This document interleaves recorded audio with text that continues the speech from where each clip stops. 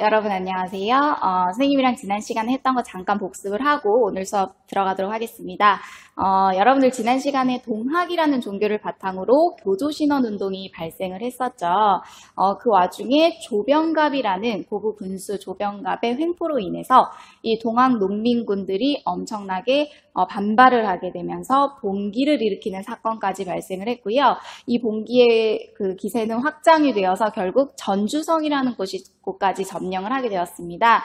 그때 조선 정부는 또 청나라 SOS를 요청을 해서 청나라 군대가 조선에 들어오는 상황이 발생했고, 텐진 조약으로 인해서 청나라 군대가 조선에 들어오자 일본 군대까지 조선에 들어오게 되는 상황이 발생을 하자 이 조선 정부와 동학농민군은 부랴부랴 전주화약이라는 것을 체결했죠. 우리 화해했으니까 청나라 군대, 일본 군대 돌아가시오. 그런데 돌아가는 나라들이 아니었지 않습니까? 그래서 일본 군대는 곧장 경복궁으로 진격을 해서 결국 경복궁을 점령을 해버렸고요. 결국 이 일본의 그 점령에 반발을 했던 이 농민군들과 일본군이 결국 우금치에서 전투를 벌이는 일까지 발생을 했습니다. 결국 너무 처절하게 동학농민군이 패배를 했지만 그 뒤 어떤 일들이 발생을 하게 됐는지 선생님이랑 같이 한번 살펴보도록 하겠습니다. 여러분들 그 동학농민군들이 우금치에서 패배를 하고 이 일본군들은 경복궁을 점령한 상태에서 이제 정말 일본의 큰 그림이 조선에 이제 그려지기 한다는 것을 오늘 수업을 통해 여러분들 느끼실 수 있으실 거예요.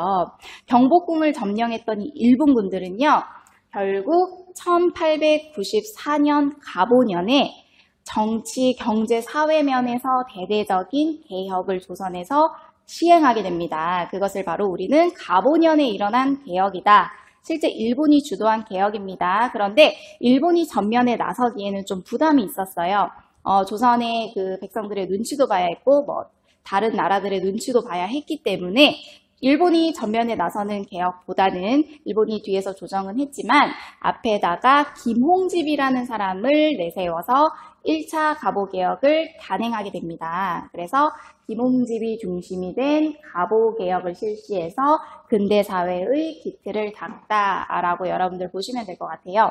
갑오년에 실시한 계획이다. 여러분들 갑오년에 그럼 어떤 개혁들이 이루어졌는지 정말 중요한 개혁입니다. 네, 실제 일본이 시작한 개혁이긴 하지만 이때 1894년에는요, 청나라와 일본 사이에 전쟁이 있었던 해예요. 그래서 일본이 그렇게까지 갑오개혁, 1차 갑오개혁에 관심을 기울이지 못해요. 그래서 한편으로는 일본이 실시하긴 했지만 조선인들의 좀 자주적인 성경을 담은 그런 개혁이다라고 여러분들 보실 수도 있습니다. 그래서 그런 실제 갑오개혁의 내용은 무엇인지 여러분들 정말 중요하니까 책에 밑줄 같이 그어가면서 공부하면 좋을 것 같습니다. 여러분들 첫째, 갑오개혁의 내용 중에서 신분제도가 폐지되었다는 거, 법적으로 신분제도가 폐지되었다는 게 아주 큰 사건이라고 여러분들 생각하시면 돼요.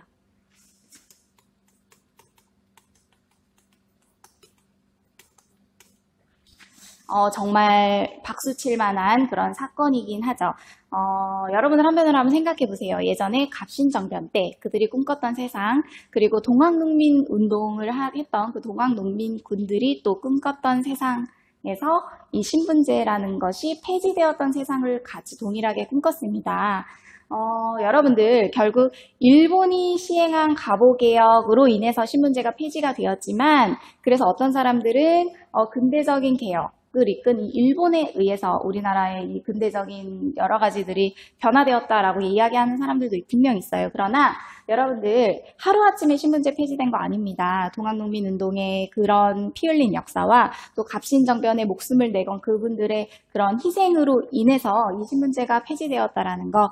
그래서 이미 일본의 갑오개혁 이전에 조선에서는 이런 근대적인 사회의 그 개혁 움직임들이 일어나고 있었다라는 거 여러분들 꼭 기억하시면 될 것 같습니다. 그리고 여러분들 혹시 동학농민 운동할 때 그들이 꿈꿨던 세상 중에 과부들, 그러니까 남편을 빨리 보낸 그런 과부들의 재혼을 허용해달라는 요구가 있었는데요. 실제 갑오개혁 때 이루어집니다.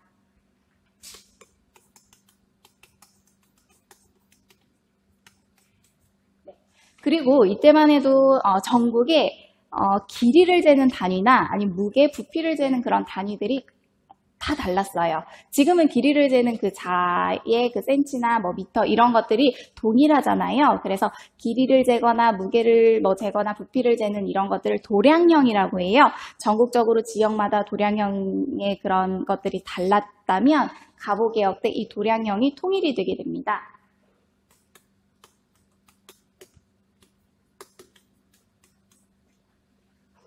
네, 그리고 과거제도가 폐지되는 일이 발생을 하는데요. 과거제 되게 능력에 따라서 시험에 의해 인재를 뽑는 일 되게 좋지 않습니까? 그런데 조선 후기가 되면 여러분들 아시다시피 뭐 세도 가문이 판을 치게 되면서 세도 가문에 의해서 부정부패가 일어나면서 이 관직을 돈으로 사고 파는 행위들이 늘어나게 됩니다. 그래서 과거제가 좀 유명무실하게 되는 그런 현상이 발생을 하게 돼서 과거제를 폐지하고 조금 더 나은 그 인재 선발 제도를 실시하게 된다는 거 여러분들 기억하시면 될 것 같습니다.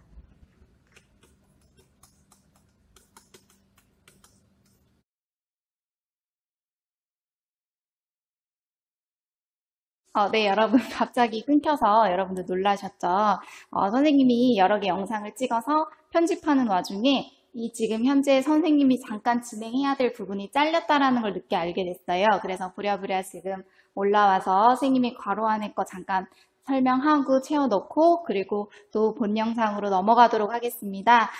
지금 아까 전에 지금 가부개혁이 계속 진행이 되었잖아요. 마지막으로 진행된 내용 선생님 여기다가 적어드리겠습니다.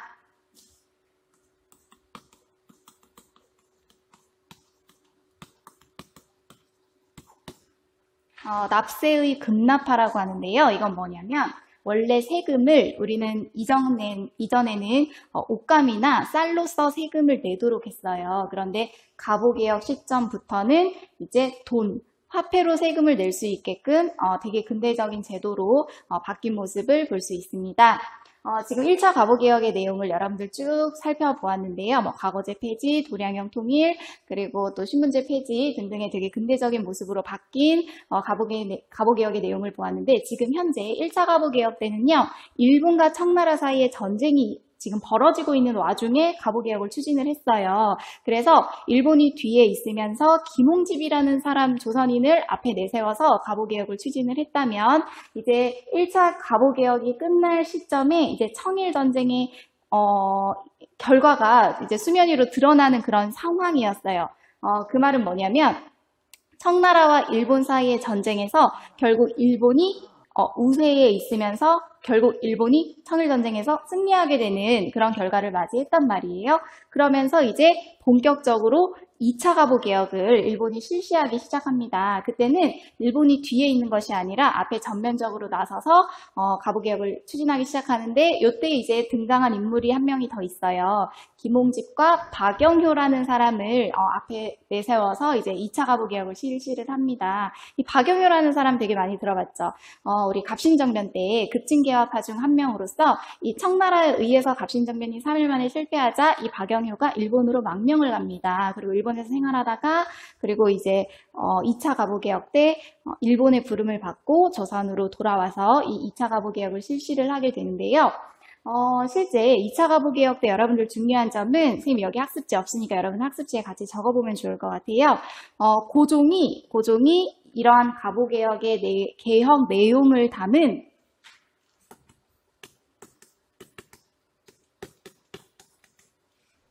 홍범 14조라는 걸 반포합니다. 그러니까 14개의 조항으로 구성된 홍범 14조는 가보개혁의 내용들이 담겨 있다라고 여러분들 생각하시면 돼요. 또 다음 괄호 안에 들어갈 내용을 네, 그리고 홍범 14조를 고종은 반포를 하고요. 그리고 조금 더 근대적인 교육제도로 바꾸기 위해서 이 고종이 하나를 더 반포를 하는데 여러분들 이거 꼭 기억하시면 좋을 것 같아요.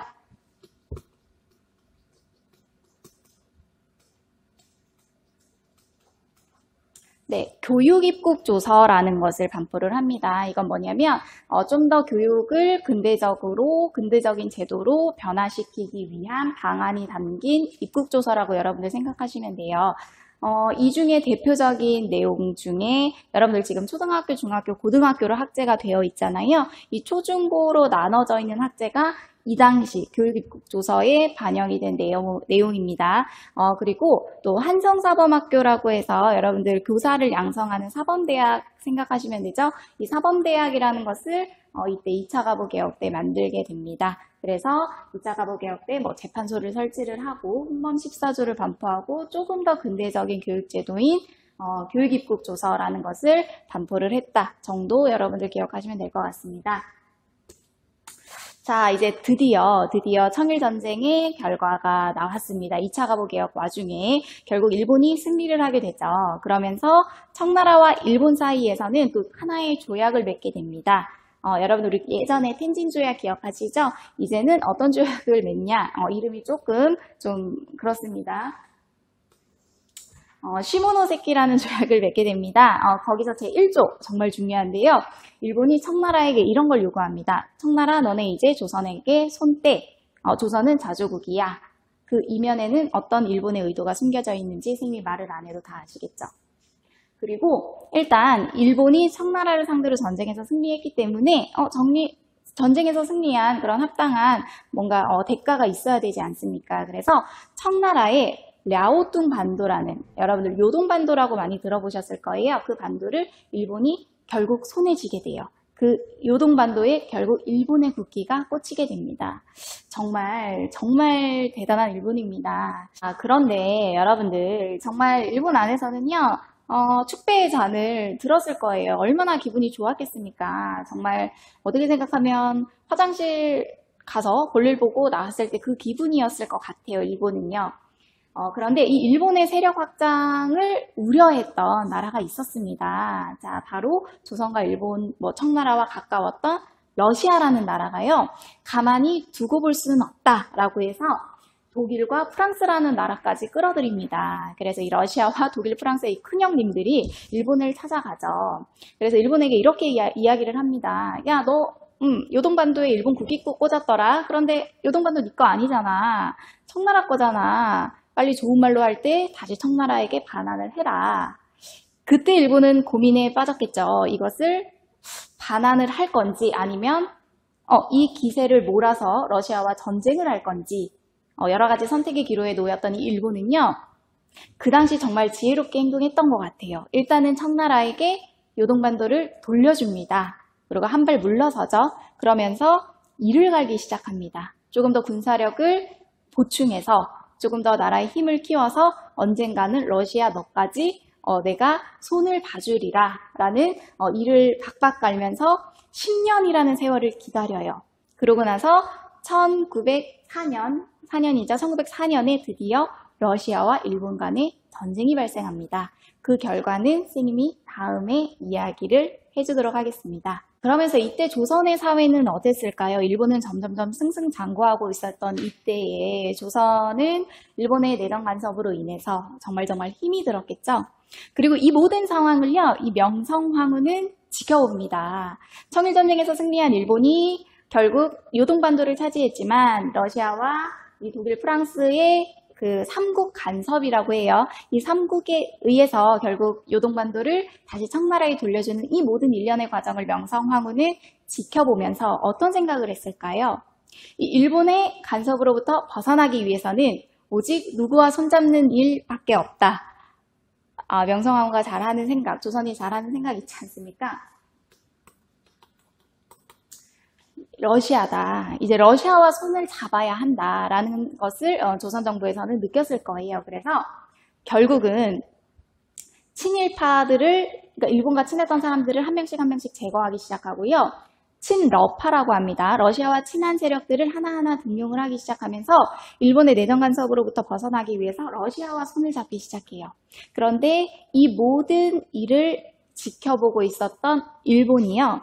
이 모든 사건의 배후에는 명성황후가 있다라고 판단을 내리게 돼요. 그러면서 결국은 이 명성황후를 살해하는 일이 발생을 합니다. 그것을 우리는 을미년에 일어난 사변이라고 해서 을미사변이라고 이야기를 해요. 그래서 이 모습을 지켜본 명성황후는 일본으로부터 벗어나기 위해서 누구와 손잡으려고 했다 그랬죠? 네.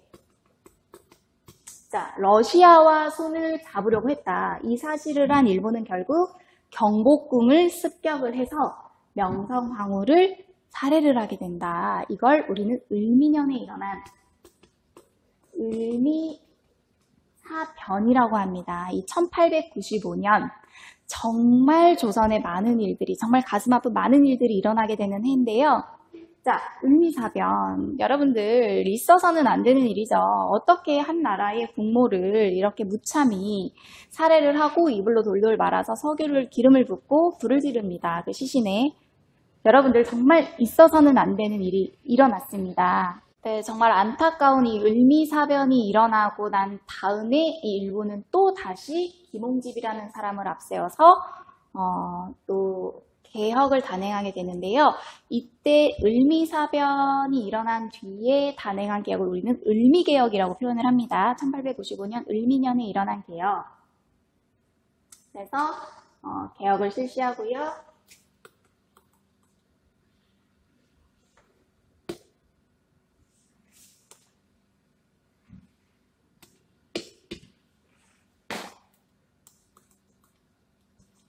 여러분들 이 을미개혁 여러 가지가 많지만 선생님이 한 가지를 설명해 드릴게요. 이 을미개혁 때 단행했던 그 개혁 내용 중에 단발령이라는 것이 있습니다.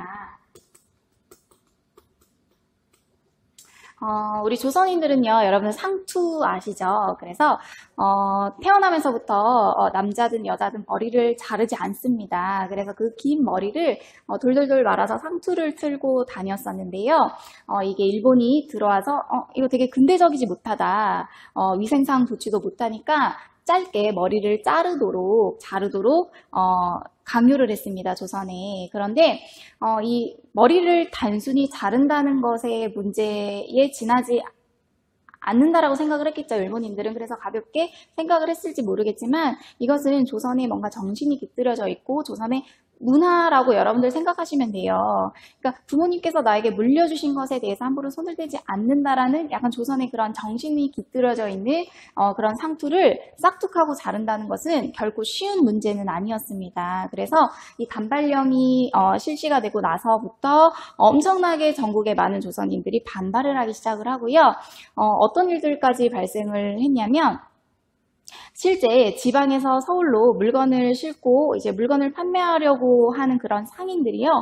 서울로 올라오지 않는 일들이 발생을 했어요. 왜냐하면 서울로 올라오게 되면 일본 군들에 의해서 결국 머리가 잘리니까 그 당시에 지방에서 서울로 물건이 오지 못해서 서울의 물가가 폭등하게 되는 일이 발생을 하게 되고요.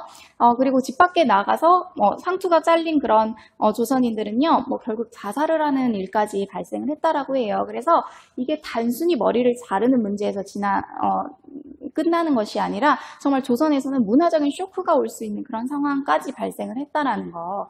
그래서 반발령으로 인해서 을미개혁이 실시가 되었다. 여러분들 생각하시면 되고요. 을미사변 또 반발령에 분노한 유생들이 전국에서 이제 의병을 일으킵니다. 여러분들 선생님 항상 얘기하잖아요. 이런 을미사변 그리고 일본의 이런 개혁 앞에서 정말 거기에 순응하는 그런 조선인들 아닙니다. 여러분들 의병이라는 거 스스로 일으킨 군대를 의미합니다. 그래서 이러한 어려운 조선의 상황에서 가만히 두고 볼 수는 없다. 우리의 힘을 보여주자. 우리의 의지를 보여주자라고 하면서 실제 을미년에 일어난 의병이라 그래서 을미의병이 일어나게 됩니다. 자, 이러한 상황에서 이제 흥선대원군 물러났죠. 고종의 아버지 물러났습니다. 그리고 명성황후 어떻게 되었나요? 그저 일본군에 의해서 무참히 살해가 되었습니다. 아내까지 이제 살해가 된 상황에서 과연 이 어려운 조선을 고종은 어떻게 지도자로서 이끌어 나갈지 고종의 선택은 여러분들 아시는 또 친구들은 알겠지만 고종 같은 경우에 이 을미사변 이후 결국 어떤 선택을 했을까요? 다음 시간에 선생님이랑 살펴볼 거지만 아관파천이라는 것을 단행합니다. 여러분 선생님이 해석을 하자면 러시아 아자입니다. 관. 공사관 할 때 그 관자예요. 러시아 공사관으로 파천. 이동을 한다라는 거. 네, 선생님도 이렇게 나타났습니다. 끝부분도 또 잘렸더라고요. 그래서 선생님이 다시 영상을 찍는데, 우리 앞에서 지금 명성황후가 시해를 당하고 을미사변, 그리고 단발령이 실시가 되고 을미개혁, 그로 인해서 반발한 이 유생들이 의병을 일으켰죠. 또 을미의병까지, 을미년에 정말 많은 일들이 일어났습니다. 이제 고종의 선택이 남았다라고 했잖아요. 그러면서 아관파천을 선생님이 설명하면서 끊겼을 것 같아요. 러시아 공사관으로 고종이 옮겨간다. 그래서 아관파천인데 이거 되게 많은 학자들이 한 두 가지 정도로 평가를 하는 것 같아요. 첫 번째는 지금 당장 조선이 이렇게 어려운데 지금 일본에 의해서 되게 어려운 상황이고 조선인들이 너무 어려운데 어떻게 자기 혼자 살겠다고 고종 본인 혼자 살겠다고 러시아 공사관으로 이동을 하냐. 되게 무책임한 행동이다. 본인 몸 하나 건사하지 못하는데 어떻게 조선의 리더가 될 수 있냐라고 되게 비판하는 목소리도 있고요. 또 하나의 목소리는 어떤 거냐면 현재 지금 일본의 엄청난 갑오개혁부터 시작해서 을미개혁까지 엄청나게 지금 일본 입맛대로 조선을 주무르고 있는 현실에서 지금 일본의 이러한 내정 간섭을 조금 더 견제할 수 있는 카드로 러시아 공사관으로 옮겨갔다라고 평가하는 사람도 있어요. 그러면서 이 고종이 러시아로 가면서 일본과 러시아 간의 엄청나게 긴장 관계가 팽팽하게 지금 현재 긴장이 감돌고 있는 상황 속에서 좀 조선이 자주적으로 독립할 수 있게끔 시간을 벌었다라고 평가하는 목소리도 있다라는 거. 그래서 여러분들이 한번 이번 수업을 들으면서 아관파천에 대해서 또 고종의 행보에 대해서 어떻게 스스로 평가할 건지 생각해 보시면 좋을 것 같고요. 이런 식으로 여러분들 오늘 여러분들 하루하루 살아가면서 하는 모든 선택들이 역사로 기록이 됩니다. 이게 그래서 여러분들 어떤 선택을 할 때도 정말 책임감 있는 선택을 해야 되는 게 맞다고 선생님은 생각을 해요. 그래서 우리 후대에 또는 우리 손자, 손녀들에게 정말 부끄럽지 않은 그런 선택을 하고 거기에 또 책임도 질 수 있는 여러분들이 될 수 있도록 많은 노력을 하시기 바랍니다. 우리 다음에는 진짜 만나보고 수업을 할지 또는 또 이 온라인으로 수업을 하게 될지 모르겠지만 만날 때까지 건강하세요.